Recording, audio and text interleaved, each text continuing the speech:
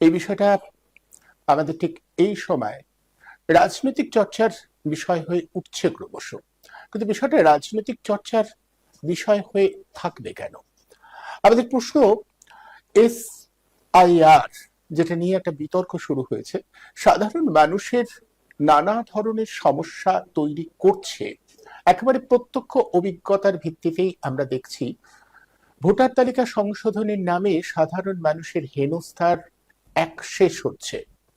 বিভিন্ন রাজনৈতিক দল তাদের নিজেদের নিজেদের মতো করে একেবারে রাজনীতির স্বার্থে অঙ্ক সাজাচ্ছেন, কিন্তু নাগরিকদের সুরাহা দেওয়ার, নাগরিকদের যাতে কোনো হেনস্থা না হয় সে ব্যাপারটা তারা নিশ্চিত করতে পারছেন না কেন? এই যে BLO বলা হচ্ছে, এ রাজ্যের যারা শিক্ষক তাদেরই অধিকাংশ ক্ষেত্রে BLO হিসেবে নিয়োগ করা হয়েছে। এখন তাদের কাজের চাপ, তারা বলছেন যে অনেকেই তারা কম্পিউটারের কাজ সেভাবে জানেন না, কিন্তু ডেটা এন্ট্রি করবার ক্ষেত্রে তাদেরই নাকি ভূমিকা নিতে হবে।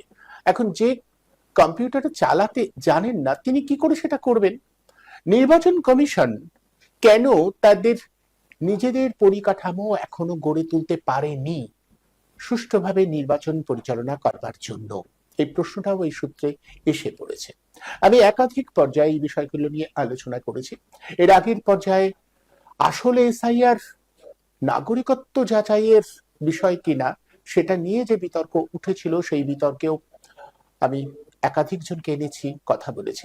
আর ঠিক আজ আমি যখন এই আলোচনাটা করতে বসেছি, ঠিক তখন একটা সংঘাতের জায়গা তৈরি হয়েছে। কেন্দ্র যে শাসক দলের, তার সঙ্গে এবং রাজ্য সরকার, মূলত কেন্দ্রীয় শাসক দলের সঙ্গে না, শাসক দল তো একটা জায়গায় বসে তাদের মতো করে নিদান দিচ্ছেন, কিন্তু নির্বাচন কমিশন একটা সাংবিধানিক সংস্থা, সেই সংস্থার সাথে রাজ্যের সরকারের যে সংঘাত শুরু হয়েছে, সেই পরিপ্রেক্ষিতে একটা অদ্ভুত পরিস্থিতি এ রাজ্যে দেখা যাচ্ছে। এখন এই সংঘাতটা মেটাবার জন্য কারা মধ্যস্থতা করবেন? দেশের আইন বিভাগ, বিচার বিভাগ, তাদের তো মধ্যস্থতা করার কথা। এখনো পর্যন্ত তেমন কিছু দেখা যাচ্ছে না। চাপানুতর চলছে, কিন্তু একই সাথে সাধারণ মানুষের হেনস্থা, বিওলোদের যে প্রশ্নগুলো, সেই প্রশ্নগুলোর কোনো সদুত্তর এখনো মিলছে না। আইনের দৃষ্টিভঙ্গিতে এর সদুত্তর কি হতে পারে এখন আমরা জানি না, ধোঁয়াশা। গোটা বিষয়টার মধ্যে একটা ধোঁয়াশা রয়েছে। যেমন বারবার করে আমি এই বিষয়ে আলোচনা করতে গিয়ে বলেছিলাম যে অনেকেই বলছেন SIR এর আগে কখনো হয়নি।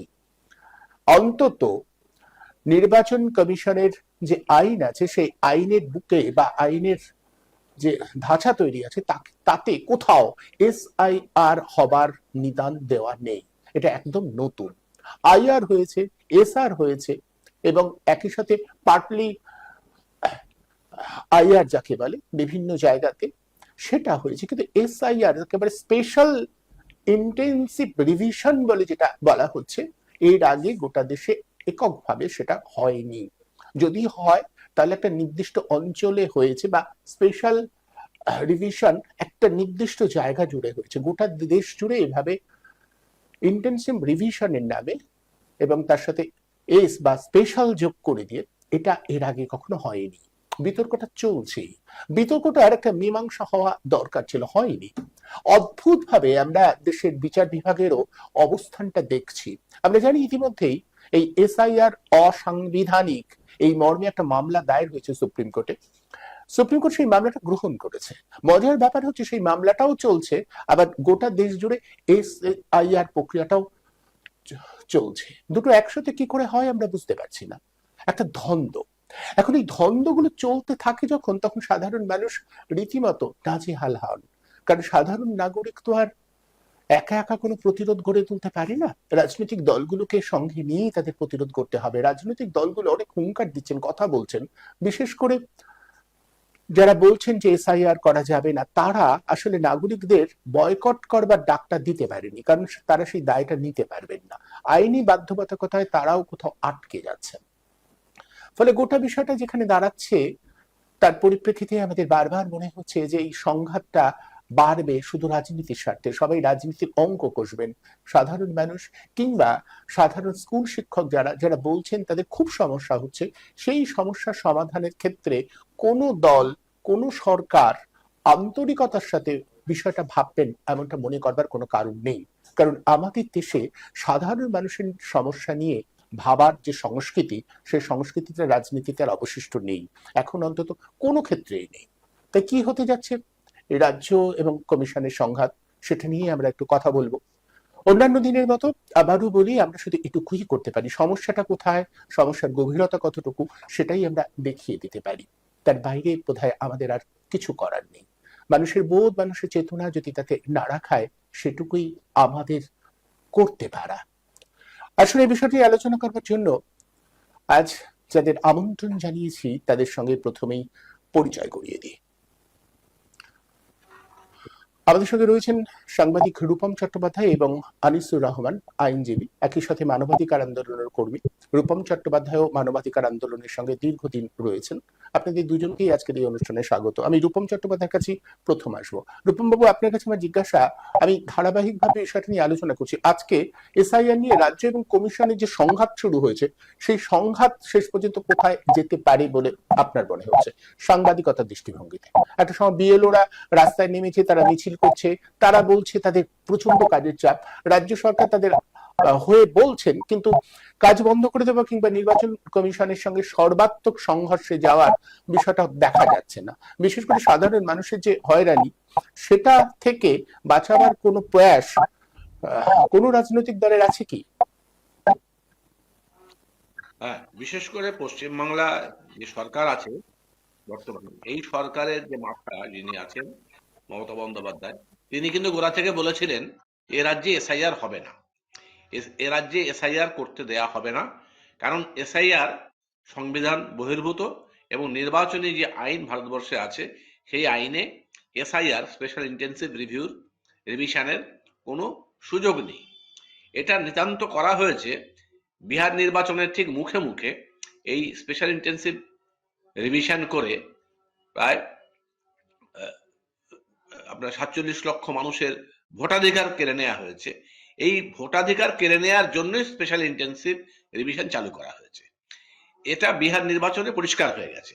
এবং যে সমস্ত আসনগুলোতে মার্জিনালি বিজেপির হেরে যাওয়ার কথা ছিল, জেতবার কোনো সুযোগ ছিল না এনডিএ জোটের, সেই জায়গাগুলোতে ওরা বেছে বেছে কয়েক লক্ষ লোকের ওই ভোটার তালিকা থেকে বাদ দিয়েছে। এবং তারা সেটা জানতে পেরেছেন ভোট কেন্দ্রে ভোট দেওয়ার আগে। কারণ তার আগে যে খসড়া প্রস্তাব মানে তালিকা যেটা বেরিয়েছে, সেই খসড়া তালিকার পরে নতুন করে অ্যাপ্লিকেশন করে আবার যে সংশোধিত তালিকা বের করবার কথা, সেটা আর বের করবার সময় ছিল না। ওইভাবে একেবারে পরিকল্পনা মাফিক করা হয়েছে। এবং এরও একটা বিশেষ ব্যাপার বুঝতে হবে, এর আগে কোন সরকারের হয়ে নির্বাচন কমিশন সরাসরি কাজ করছে, সরকারের অনুগত হয়ে তার ইঙ্গিতে, তার নির্দেশে, এটা কিন্তু ভারতবর্ষে কখনো হয়নি। কারণ নির্বাচন কমিশন তার একটা স্বতন্ত্র মর্যাদা আছে এবং তার যে নিয়োগ পদ্ধতি, সেই নিয়োগ পদ্ধতির মধ্যেই একটা গণতান্ত্রিক প্রক্রিয়া ছিল, যে প্রধানমন্ত্রী থাকবেন, প্রধান বিচারপতি থাকবেন, একজন বিরোধী নেতা থাকবেন, করে থাকবেন অন্তত দুপক্ষের, এবং একজন থাকবেন যিনি পদমর্যাদায় গুরুত্বপূর্ণ এবং তার একটা ভূমিকা থাকবে। এবার যেটা করা হলো, অর্থাৎ একজন সিবিআই এর ডিরেক্টর নির্বাচন করবার সময়ও কিন্তু এই পদ্ধতিটাই অবলম্বন করা হয়। কিন্তু তার থেকে অনেক অনেক গুরুত্বপূর্ণ দেশের নির্বাচন কমিশন, এবং সেই নির্বাচন কমিশনার যখন নির্বাচিত করা হলো, তখন কিন্তু সরকার আইন করে ব্যাপারটা বদলে দিলেন, যে প্রধানমন্ত্রী থাকবেন, একজন ক্যাবিনেট মন্ত্রী থাকবেন, একজন বিরোধী থাকবেন। অর্থাৎ প্রধানমন্ত্রী এবং তার ক্যাবিনেট মিনিস্টার ঠিক করে দেবেন যে তারা দুজনে মিলে যেটা করবেন সেটাই ফাইনাল। সেভাবেই জ্ঞানেশ কুমারকে আনা হলো। এবং যে কারণে যারা জ্ঞানেশ কুমারের বিভিন্ন অ্যাক্টিভিটি সম্পর্কে ধারণা আছে, অতীত সম্পর্কে ধারণা আছে, তারা ওকে সঙ্গী জ্ঞানেশ বলে। তাতে বলা হয় জ্ঞানেশ কুমারের জ্ঞান কতটুকু আছে সেটা ঠিক নয়, জানা যাচ্ছে না, কিন্তু উনি যে আরএসএস এর একেবারে ঘনিষ্ঠ, সেটা অনেক রকম কার্যকলাপের ক্ষেত্রে প্রমাণিত হয়েছে। এবং বিহারে নিশ্চিত হারের মুখ থেকে এনডিএ সরকারকে বা নীতিশ সরকারকে ফিরিয়ে এনেছেন জ্ঞানেশ কুমার, যে ভঙ্গিতে, সেই ভঙ্গিটাই তিনি পশ্চিমবাংলায় প্রয়োগ করতে চাইছেন। এবার এখানে একটা সমস্যা হচ্ছে, এখানে শাসক দল তৃণমূলের যিনি সুপ্রিমো মমতা বন্দ্যোপাধ্যায়, উনি কিন্তু বিভিন্ন সময় বিভিন্ন ধরনের কথা বলেন। কোনোদিনই একটি কথার উপরে তার আহ, মানে ঠিক করে থাকা এবং সেই মানে ম্যান অফ প্রিন্সিপল তিনি তা নন। তিনি হচ্ছেন যখন যেমন বলা সুবিধা হয় তেমন তেমন বলেন। যারা এদেশের বিভিন্নভাবে কন্ট্রিবিউট করে তারা কিন্তু খেটে খায় এবং তারা কিন্তু রোজগার করে যেটুকু তার মধ্যে তারা ট্যাক্স দেয়, এমন না তারা ফকটিয়া। সেই মানুষগুলোকে কি করে উৎখাত করতে হবে, কি মানুষগুলোকে কিভাবে করতে হবে। মমতা বন্দ্যোপাধ্যায় শুধু তাদের ভোটটা চাইছেন, কিন্তু তাদের নাগরিকত্বের যে স্বীকৃতি, নাগরিক হিসেবে তার যে দাবি, সেই দাবিটাকে কিন্তু তিনি স্বীকার করতে চাইছেন না, বা সেটা নিয়ে যে নেমে পড়া সেটা। এবং অমুক দিন আমরা মিছিল করবো, উনি ইভেন্ট করেন, উনি আন্দোলন করেন না, ইভেন্ট করেন। অর্থাৎ অমুক দিন মিছিল করা হবে, তমুক দিন মঞ্চ ডেকে ক্যা ক্যা ছি ছি ইত্যাদি করা হবে। এসব নাটক নানা রকম হচ্ছে।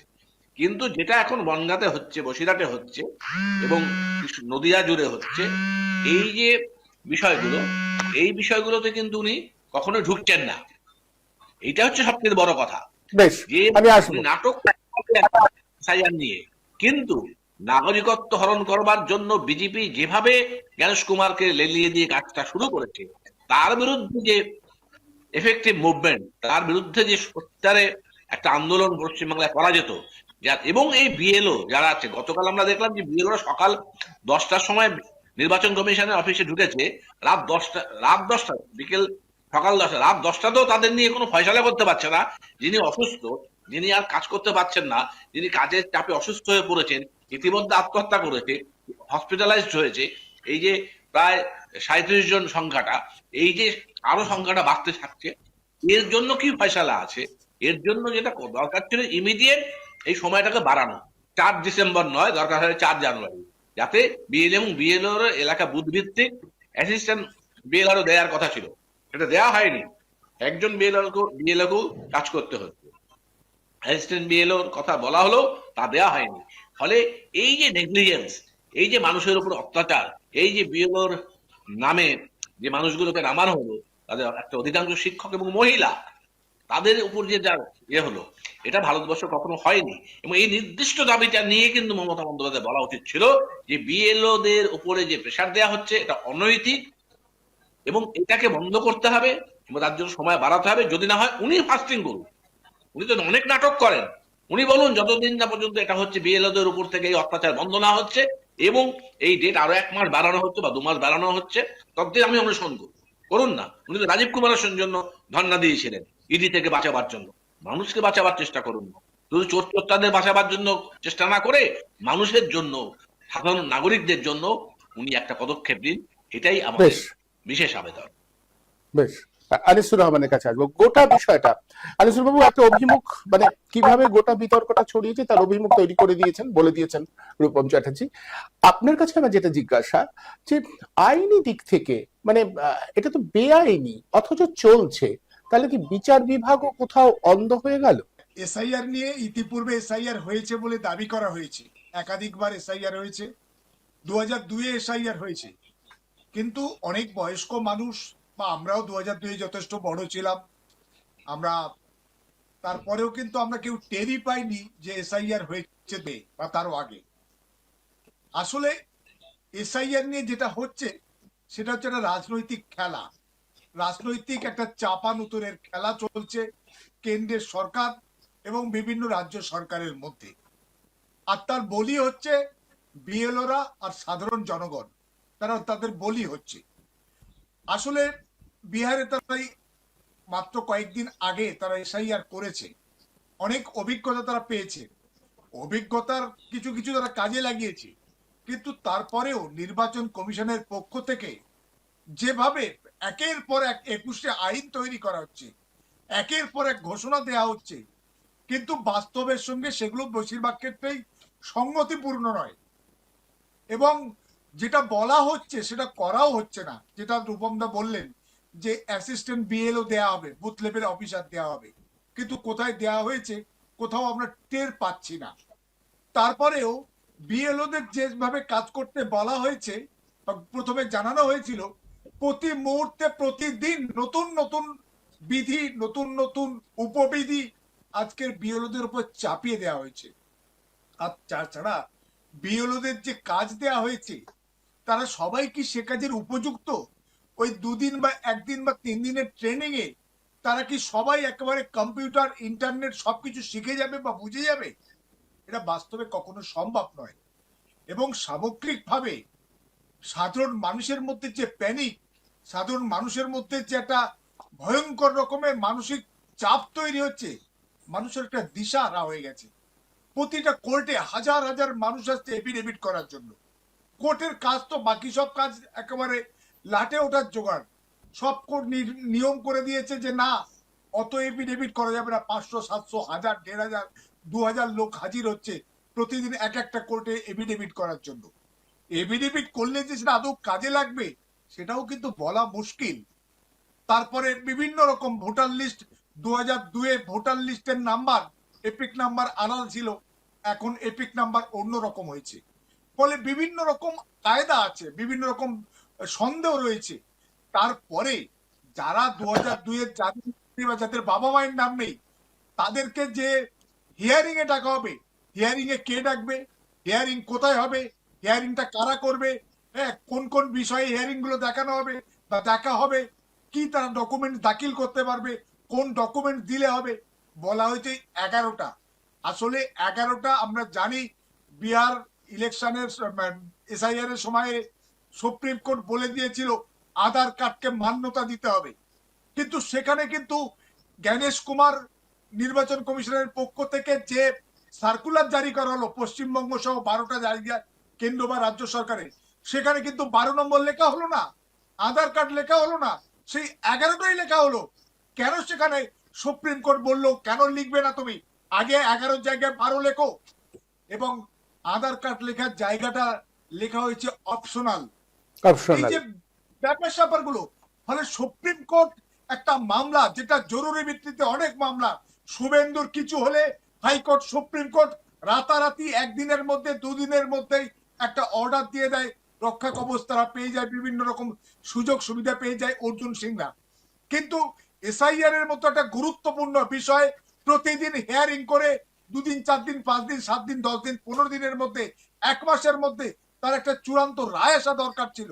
কিন্তু সে রায় সুপ্রিম কোর্ট কোথায় দিচ্ছে? আসলে আমার মনে হচ্ছে সেখানেও কিন্তু যে সুপ্রিম কোর্টের যে জাস্টিসরা চাইলে টোপ ভয় ভীতি দেখিয়ে আজকে তাদেরকেও নিয়ন্ত্রণ করার চেষ্টা হচ্ছে। তা না হলে এসআইআর নিয়ে সারা দেশ জুড়ে সাধারণ মানুষের মধ্যে যে একটা ভয়ঙ্কর আতঙ্ক তৈরি হয়েছে, সেই আতঙ্ক নিরসনে সুপ্রিম কোর্ট তো একটা গুরুত্বপূর্ণ ভূমিকা নিতে পারত।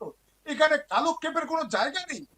প্রয়োজনে রাত 3টার সময় উঠে অনেক ক্ষেত্রে অনেক রায় হয়, অনেক বিচার হয়, অনেক মানে অর্ডার চলে আসে, কিন্তু এখানে মাসের পর মাস পেরিয়ে যাচ্ছে, অথচ সেখানে একটা রায় আসছে না। এটা একটা খুব দ্বন্দ্বের ব্যাপার। এবং সামগ্রিকভাবে যে এসআইআর এর পরে যে এনআরসি হবে বা হবে না, সেই মর্মেও কেন্দ্র সরকারের কোনো ঘোষণা নেই।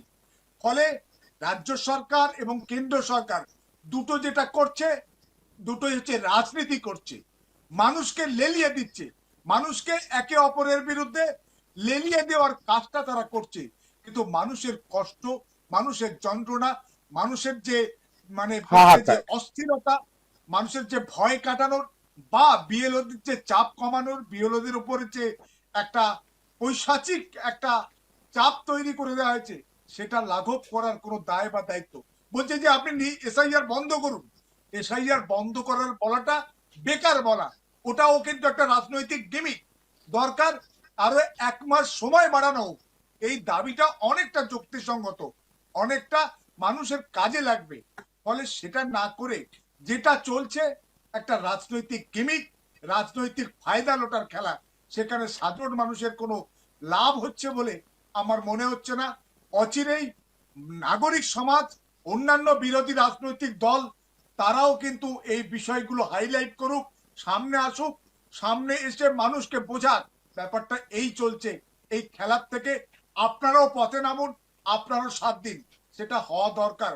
না হলে কিন্তু এই অরাজকতা, এই অস্থিরতা, এই আতঙ্কের পরিবেশ নন ইস্যুকে ইস্যু বানিয়ে মানুষের মধ্যে একটা বিভাজন বা মূল সমস্যাগুলোকে আড়াল করার একটা চেষ্টা, যেটা বললেন যে আগামী মানে শীতকালীন অধিবেশনে 10টা গুরুত্বপূর্ণ বিল, আপনি দেখবেন এসআইআর এর চাপে ওই গুরুত্বপূর্ণ বিলের দিকে সাধারণ মানুষ তাকাতেই পারবে না।